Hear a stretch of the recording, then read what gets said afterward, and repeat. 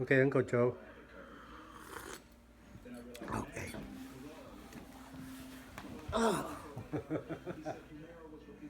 Uncle Sure. Joe, yes. I call you Uncle Joe because in the past over 30 years, you know me and I know you very well. But many people in the refugee, they just know you as like Mr. Joe Young, Yes. right? Or just Mr. Joe. Or Mr. Joe. Yes. So I know. I am very pleased to see you, to welcome you to Portland, Oregon. And today, basically, I just want to listen your story, your life, how you just tell me how you get into the to help the refugees in Asia. Yeah. Well, it's a long story, so we're not going to have time for that all. Just briefly, yeah. I want to say something about refugee work first, Yes, right? Because this is what we're here about. right. Um, the main, from my perspective and the perspective of many people in the UN, not all, but many, Yeah, the main purpose of the UN's involvement with refugees is to protect refugees. right. Now that protection can be very basic, to protect them from dying. Yeah, It can be a life and death matter, right. or it can be just to make sure they get treated like human beings. Okay. So the protection is on two different levels. Yeah. And Just a little bit. and More. in the early days of the Vietnamese exodus, and the exodus of all the Indo-Chinese refugees, not just the Vietnamese, but the Cambodians and the Laos as well. So basically, the earlier The 1980, the late 70s. late 70s. Yeah. In the early days, it very often was a question of life and death. Right. There were pirates Yeah. who attacked the boats, and there were women taken and raped and taken into prostitution and all that sort of thing. Yeah. So it was really a question of life and death very Yeah. often in the early days. And I had to do that myself in the early days when I was working with Malaysian Red Crescent Yeah. before I became a UNHCR officer. I had to convince local officials to allow the refugee boats to land To land. because it was a matter of life and death. Right. And this is one of the reasons I'm very, very critical of Lee Kuan Yew and Singapore, That's right. because they pushed them out to sea, and how many thousands died as a result of that in the early days. Yes. Later, they stopped that. Yeah. So in the early days, it was a question of life and death. But later, in the camps, it was a question of treating them like human beings. Yes. I worked in four different countries during my 8 years with the UN. Mm-hmm. In Malaysia, the government representatives officially were the Malaysian Red Crescent, and some of them were wonderful people and respected the refugees and helped them and loved them. Yeah. Others were corrupt and ended up in jail. Most is Asian country. I'm talking about the Malaysian Red Crescent Right. now. I mean, But generally, they were very good to the refugees, and so I admire the Malaysian Red Crescent, and they were the official representatives of the government. yes. And I worked very closely with them, both when I was a Malaysian Red Crescent member before I was with the UN, and when I was in Malaysia with the UN. That's in Now, 1980? in the Philippines, my next country, No, that's in 1980 in Malaysia. I started working, was 1978, 79, no, 77, 78. 77. 77, 78. I was teaching full-time in Singapore, and weekends and school holidays I spent in the camps Okay. in Malaysia. In Malaysia. That's a long story too, but at any rate, it was through the Malaysian Red Crescent. I was a card-carrying member Yeah. of the Malaysian Red Crescent during that year. And 2 years later, in 1980, is when I became a UNHCR officer. Yeah. So Malaysia was the first country I worked in, and then the Philippines was the second country. Now the Philippines, they didn't actually, usually, Mm-hmm. they were not guilty of mistreating the refugees, Right. not treating them as human beings or being nasty, abusive to them. Generally, Generally. they were not that way, but they were patronizing. Mm. Now, nice little refugee, just stay in your little place. Okay. We'll do everything for We you. can. So they didn't let the refugees develop Mm. and be themselves.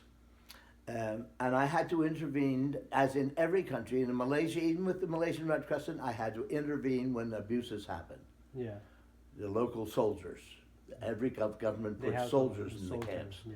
And so the local soldiers would abuse the refugees, and I had to intervene many times. Mm. By And so the governments didn't like me too much. what can But they do? because I refused to allow abuses to go uncommented on. Right. Very often the abuses had happened when I heard about them. But I commented on them and reported them in writing so that hopefully they wouldn't happen so easily again in the future. Very good. And then in the Philippines, I had to intervene in, they had not in, later I worked with the Afghan refugees, so it wasn't in those camps, but in the Vietnamese camps, they always had some kind of a lockup for the refugees who were not doing so well. You mean in Philippines? In every refugee camp, in Malaysia, in the Philippines, in Galang, they always had some kind of a lockup. Some place where they put the refugees who were stealing or doing something wrong. It's like prison? Like a prison, that's right, like a jail. In the Philippines, I had to intervene because I visited the jail. I always made sure to visit the jails because that's where often the abuse happened. Yes. And sometimes it wasn't abuse by the local officials. It was abuse by the other refugees who were embarrassed that that refugees were acting badly, and so they. So I had to intervene. Okay. Okay. In Galang, I had to have them visit eventually to make open jails. Open the jail. Yep, so that I could see. In other words, not behind closed doors. Mm-hmm. Anyhow, but in the Philippines, I visited the jail once in the biggest camp, and I saw that there were some refugees who were being used as women in the jail. Yeah. And I said to the officials in charge, "Don't you see what's happening?" They said, "What? So innocent." It's As if they didn't know. Of course they knew. And so I complained to the government, and it stopped. But you have to watch everything. Even in a country like the Philippines, where they didn't usually abuse the refugees, things happened. Then in Indonesia, in Galang, things were much more difficult. It depended upon who was in charge for the government of the refugee camp. Right. You know, I was in charge for the UN, but it depended a lot on who was in charge for the government. And the first ones in charge for the government were somewhat corrupt, and they allowed abuse to happen right, left, and center. And I had to make complaints, and I had to make written reports, and you know. And then they sent one guy during my second year there. I was there for 2 full years, and the little part of the year before and a little part of the year after, but 2 full years. But during my second full year, they sent another guy who was very good and who I could work with very easily, and he was only allowed to be in the camp for 1 year because he was accused of working too closely with the UN. But we had very little abuse during that year because he and I were on the same beam. Okay. We said, right, let's make sure things go well here. Okay. But prior to him and after him, there were other people who were not that way. So it depends a lot upon who are the people involved. Okay. And what their heart is like. Right. And are they interested in money, just money, and Many pleasure, and so on and so on. Yeah. So now in the Afghan camps in Pakistan, which is where my last posting with the UN, it was abuse was how shall I say it? Was more. It was through corruption. Some of the refugees didn't get the food they should be getting because they were low on the list of priorities, and so much of the food went to the black market in Pakistan. So, And it was very, very difficult because I was able to stop a little bit of it, but not much, because I had 40 camps, 400,000 people to take care of. And so I couldn't watch it every moment. It's not as if I only had one camp. yeah. So, and for example, the largest camp was 110,000 people. One camp. So you imagine Galang, 25,000 people. Yeah. This is 5 times as much. But this is later on. Back in the, I think it's the late 80s. Not this is the time with the Vietnamese. Are you talking about? To the Pakistan, right? No, this was in 86 to 88. 86 to 88, yes. Yep. But that's always a problem. Has always been a problem in Pakistan, and I reported it, yes, but they didn't want to hear it. Okay, because the U.S. was spending a lot of money on the refugees for food and cooking instruments and all sorts of things, and that part of that was going to the Afghan soldiers who were fighting the Russians in their own country. Oh, and the other part was going to the black market of Pakistan. And so the U.S. was unwilling to interfere. Yeah. And so they weren't happy with me when I reported it.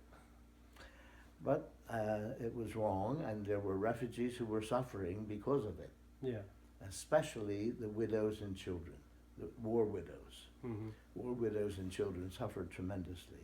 And I had to intervene constantly on their behalf to make sure they just had enough to eat and a place to sleep, because they would sometimes just be thrown out from their family and given nothing to eat and no place to sleep. So I had to intervene a number of times for the widows and their children. So this is the other aspect of protection, to make sure that the refugees are being treated in a dignified way as human beings. That is your priority number one. Protection is always first priority. The first priority. Whether it's life and death protection or human dignity protection. Okay. Yes, these are two different levels, if you will. There's nothing more important than life or death. Yes. But the other level is to make sure that they are treated as well as human beings. And that's also an aspect of protection. And which is why the UN gets involved in making sure they have food and housing and so on and so on. Right. They usually do that through different agencies, not directly. So every time when it happened, you contact to the... Every time when I became aware of it happening. Aware. A lot of times I wasn't aware. Every time I became aware of it happening, I stepped in. With the local government first? With the local government. Well, no, I always, I stepped in and complained verbally to the local government. Yeah. And sent a written report to my boss in Jakarta or in Kuala Lumpur or